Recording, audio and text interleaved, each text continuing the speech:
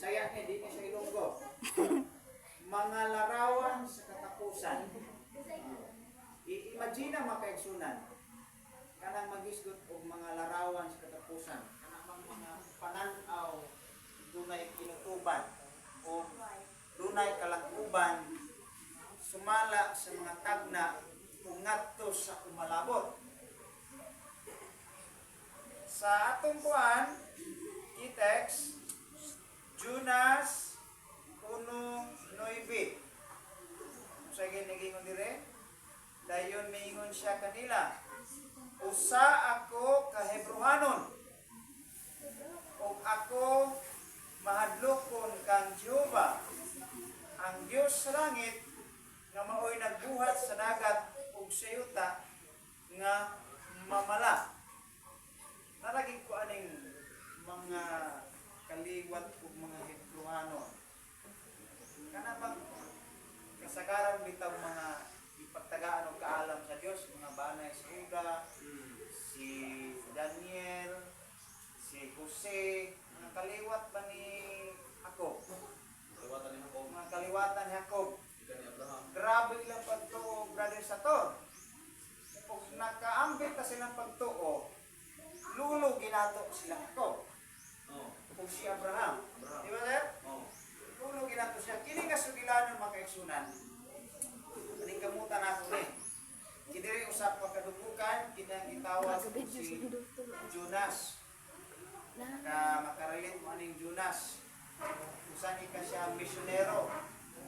O gitawag o propeta. Ay ang 1 Samuel 9:9, ang propeta magtatanaw sa unahan. Ngunit sa leksyon, mga larawan sa katapusan.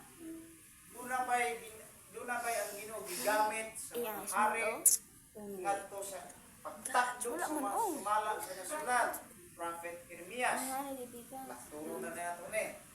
Kini sa Domingo, ato ning nabasa. Di ba, iyan na sa camera, ako naman iyan na.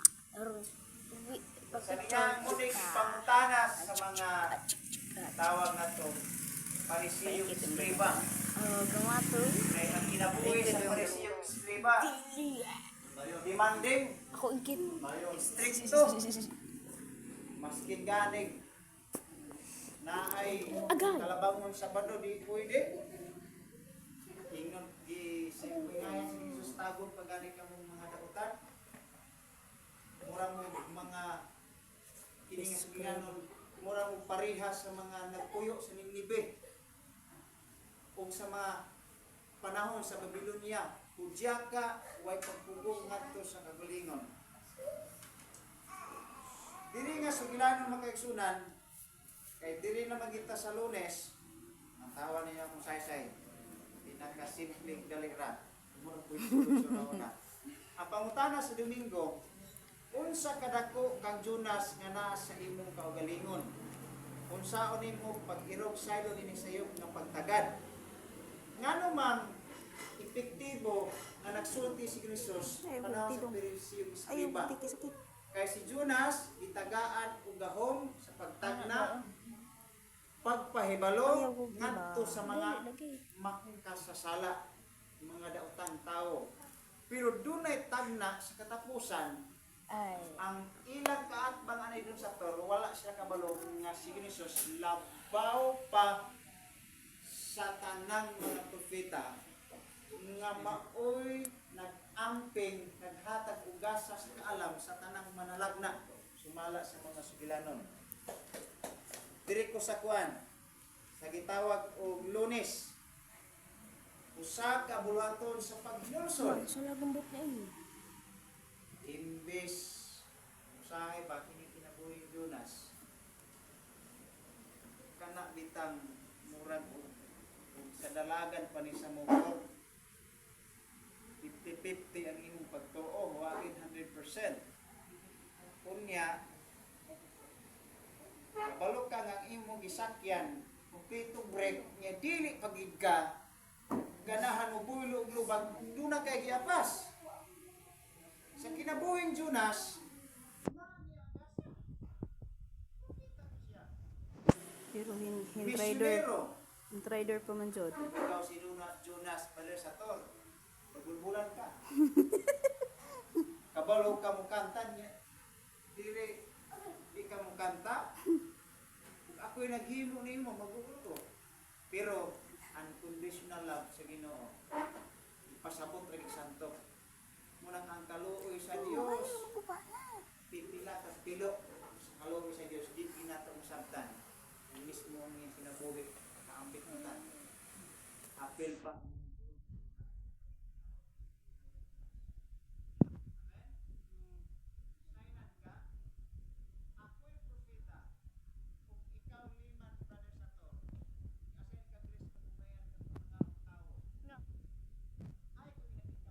Agi, ingon ka ni sir nga, dito kay butang og usa ka tuig. May gusto din ikabalok nga ikaw liman. Kabalok ka makining tawhana kay nakasinabi Na, 6,000 mo. na. Mga tao. Ingon nimo si Kadirado si Radyo niya, di naman ko sir kay mga pas ako di sa kumukuan. Daghang kag pasangay puro kag si Jonas. Daghang pasangay. Kinabuhi sa mga Ninibe. Isog gina sa kuan, namanay ko ng tao. Inisugan, munang di kuan siya ni ipas ng dalan pero ibiyahin niya kon. Pagkakita niya humanyag ingon istorya. Ug sa kuan pa katong dito sa bukid. Di mo patuok kanang 40 ka adlaw. Sulod mo di mo sa Ginoo. Muna ang kinabuhi ni Jonas, emotional ka Wala siya. gi alam. Napo siya gitawag o demanding sa personality pa na pulirik. May gusto mo'y matuman, pero talawan di ay. Isog Pero pero talawan. ipasabot siya sa Ginoo nga muna gibugaton sa bugaton. Ang pagpahinulsol, dili lang sa Ninibe, hangtod sa mga lain rasa sa tao, hangtod sa mga hintil. Makabaton kita sa ang paghinulsol. Pagkonbertido sa lain nga panahon kanhin kani adto nga nangit-ngitan pa ta, iagap ka sa Dios ngadto sa kahayag aron kay ang paghinulsol mo'y kalipay sa Dios. Amen. Amen. Diri ta sa kuan.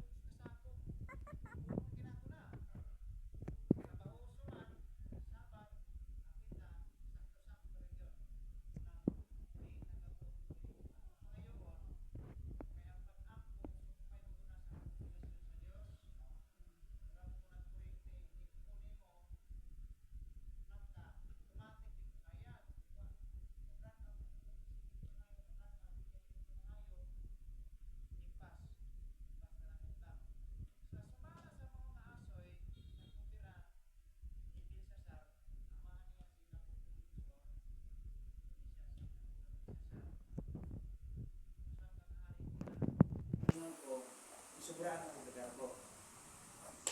Nagdamgo siya. Ibanang sa tangkawan. Sulatan. At sulong na ito yung sulatan to. Kita niya sa bumbong. Di po to yung sa tor nga niglaban yung interior. RIP. Kato siya. Sulat to nung dito siya. I don't know. Usang language. Ini artikel pasal Hebrew na. Hebrew. Hebrew. Mini, tikel, parsin. Sa ato kang mini, giihap sa Dios ang imong gingharian. Reda. Mini, it means giihap sa Dios ang imong gingharian o hinigitapos. Tikel, it means ginatibang sa Dios kung nakita nga nakulangan.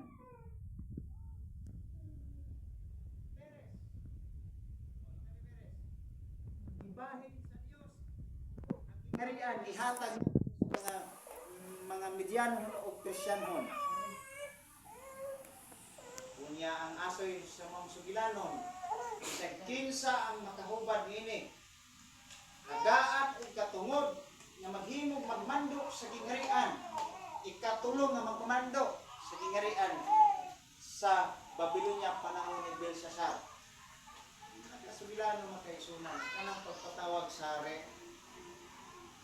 Sinanay propeta, ako mo'y hari, kumari banay. Si Daniel, si Sir EJ kamay, Agay. EJ na ko si Brother Sator, si butang na to, maglalamat. Ang ingon si Biblia, maglalamat, mulo managna, ano pa? Managna. Salamangkiro, napay gitawag o Susultis patay. magsuti patay, kaldianhon. Kalyanon, gatong mga magsali sa bulan. Itoon. Napay gitawag og mago man to. Ang kaldianhon, naapil ato si Daniel. Nakainom dun tong reyna, nga kining usa ka Daniel, nga panahon buhit ay mong amahan. Mo na nagka. Mo na nagna. Agi patawag siya. Mga sumpay nga suglanon. Pagkahuman, sige kuman. Itagaan siya authority. Mo magmando. Kung siya ang kinaon Daniel sa tao. Di po ito dagang mo ang gahay. Presidente man ang utas. Pero dili, si Daniel ba ang nasulat sa Biblia nga iningitawag na himog panalangin sa uban, nga di nagipukaw karne. Tulo sila. Si David, Kuan. kay Salamin David. Isa pa katong nagbuhi og mga ulitaw, mga dalagas, si Bus. Oh, ako yung nagawa to yung mga hayop, si Abraham. Pero tinutuba na. Manang tao di kinuha pa sa imong kanon. Basta kay sa pamigo pa to, ay naman ka na ng imbes. Kita, para makaeksunan. Ang pangutana nila kung sa importanteng spiritual nga mga mensahe at manalagikan nini nga asoy. Kung sa'y nakapukan kang Belshazzar sa katapusan. Ang iyang giilisan, ang iyang pagkahari, giilisan ang iyang pagpupot o authority. Dahil mong sa una, kay bisag si Solomon na haylo yung kasing-kasing. Ako yung hari, parihang aswero, 127 pa ito kalawagan, 120. Kada lungsod, doon ay gobernador, doon ay pinakaanyag ng babae. Di mo pa nang ipunan, lahat pa'y asawa. Pero maningala ka na yung karoon magkaiksunan. Kay kining Merkules, Merkules ba na kining sunod aning Merkules Huwebes, ako na ilakton, siyaray mo ko na, kining Huwebes, maningala ka na paglumpag sa Babylonia, kining usa ka hari nga dinihog, si Ciro, gitagna ni daan ni Jeremias o gitagna ni Propeta Isaiah sa 45:1.